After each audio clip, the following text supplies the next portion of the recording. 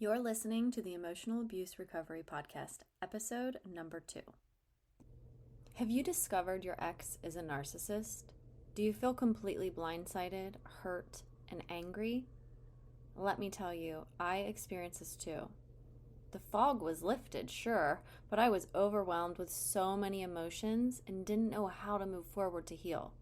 So today, I'm going to share with you some tips that can help you so that you can move forward after discovering the person who hurt you so deeply was never who you thought they were.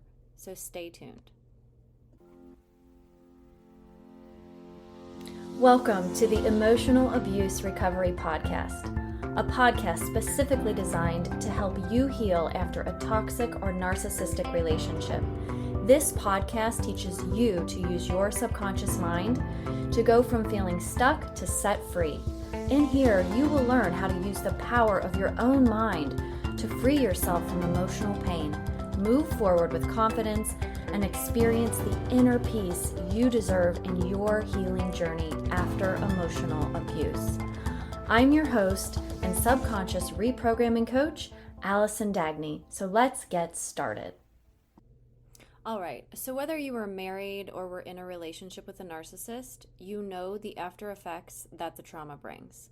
You know about the triggers, you know about the trauma bonds, you know about the loneliness and the sadness, I call them emotional minefields and what feels like trudging through a swamp.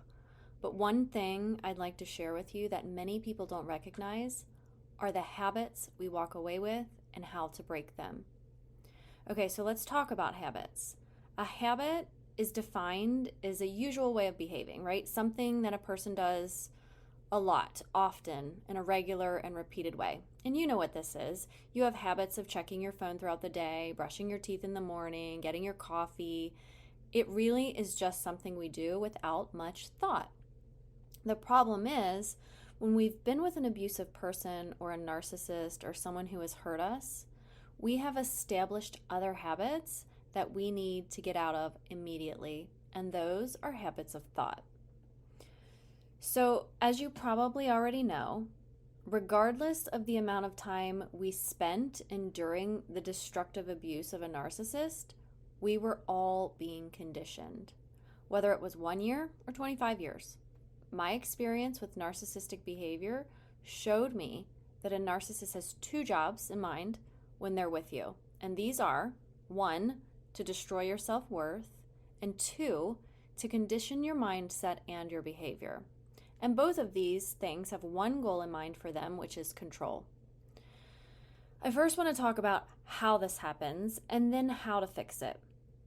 So behavioral conditioning, according to Britannica, is like in physiology, a behavioral process where a response becomes more frequent or more predictable in any given environment as a result of reinforcement. In this situation, the reinforcement typically is stimulus or reward for a desired response. The conditioning most of us have experienced was avoidant, so that we could avoid the negative reactions of the narcissist or the toxic person in our lives. So when you're in an abusive relationship with a narcissist, they condition you so that you behave in ways that they desire.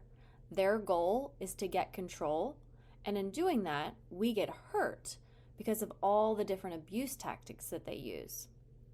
For instance, so my ex constantly got angry when I didn't answer my phone while I was away from him. If my phone went to voicemail, he would call and call until I answered. And then, when I did answer, he would berate me for being so irresponsible. When I did answer immediately, there were no negative responses from him. It didn't matter if I had one baby that I was breastfeeding while stirring the pot of soup for dinner at the same time with the other hand. If I didn't answer, there was going to be hell to pay. No excuse was acceptable as to why I didn't answer the phone, in his mind. If I was outside cutting the grass, that wasn't a good excuse. To him, I should take my phone with me and check it periodically to make sure I didn't miss his calls, ever. And over time, I became really anxious about the phone. Every time it rang, I jumped. Every time I went outside, I took the phone with me. Anytime I was anywhere without him, the ringer volume was set to high. I was slowly being conditioned to operate how the narcissist wanted, regardless of my own needs, regardless of my wants or other obligations or schedules or anything. These conditioned habits happened because of the negative and or the positive response I was given as either a punishment or a reward. And as most victims of narcissistic abuse will agree, we did a lot of stuff for the narcissist. I know for me personally, I felt like an admin, an administrative assistant, a driver, a cook, a scheduler, a fixer, a planner, gosh, like a waiter, a yard keeper. I took on so many roles in my marriage, but the worst feeling was the feeling of being that servant. To appease the narcissist, we end up rushing to fulfill their needs and neglecting our own. And we hurry to their beck and call. We do what we're told in hopes that they will love us and to make sure they don't get upset and to avoid their wrath or punishments. So I'd like to share a personal story you might be able to relate to for my own habits. Since I was used to doing almost everything for my ex, it was difficult after the separation and divorce to not fall back into these old habits. One morning, after being separated for several months, I woke up to the kids. They were getting ready for school. And my middle daughter came running into the kitchen and she was saying, Mom, Dad didn't buy his tickets to my play tomorrow night and the deadline is today. And my immediate instinct was to say, oh, okay, I'll fill out the form and I'll pay for it and he could just pay me back later. If I had done this, I would be coming to the rescue of the one person in my life who definitely didn't deserve my help. As my daughter looked at me with this sad worry in her eyes, I could sense she wanted me to do something about it. I spoke up and I said very matter-of-factly, well, I guess he should have sent that in sooner. She called him up and said to me, after she talked to him, Dad wants to know if you can just fill out the ticket order form for him. And I replied and I said, no, I'm not going to do that. He's known about this for several weeks, so he can buy a ticket at the door or drive the form up to school today. And I like to say, this was the first time since the separation that I ever did this.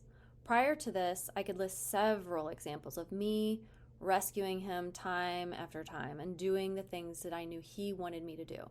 It was so ingrained in my mind to just jump when he said jump. It was a habit. And I was afraid of stopping that habit because I was making it mean I was a bad person or a bad wife or a bad mom or a bad Christian for not helping him. And that meaning that I was giving it came from the abusive conditioning he did to me month after month and year after year. And this is the most important part. Figuring out what you make things mean is crucial to becoming aware of what's happening in your subconscious mind. If you've been used to catering to a narcissist, you've probably had similar stories to mine.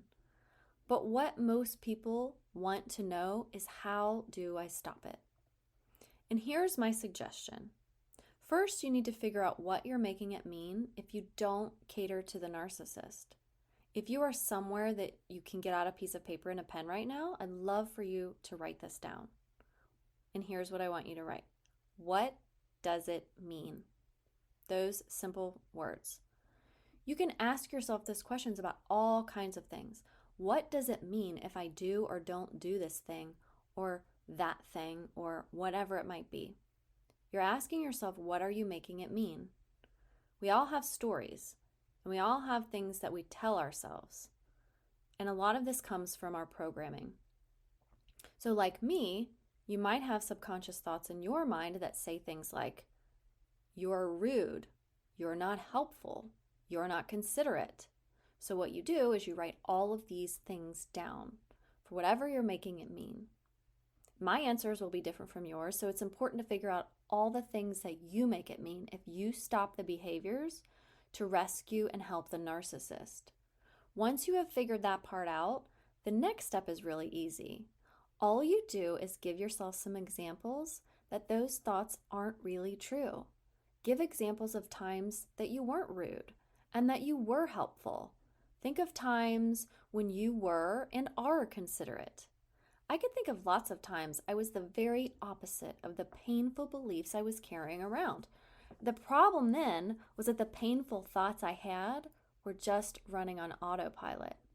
They were the easiest path for my brain to take, but the one that was causing me the most pain.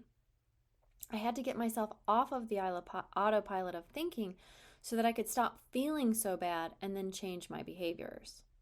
So you see, what's happening is our thinking is creating our emotions, and our emotions create our behaviors.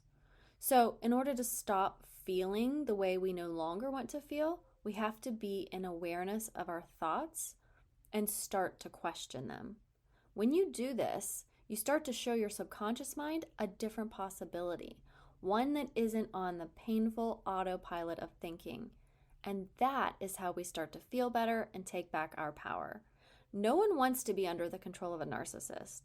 And we escape. We certainly don't expect that we will feel like we are still under their control either. But it happens.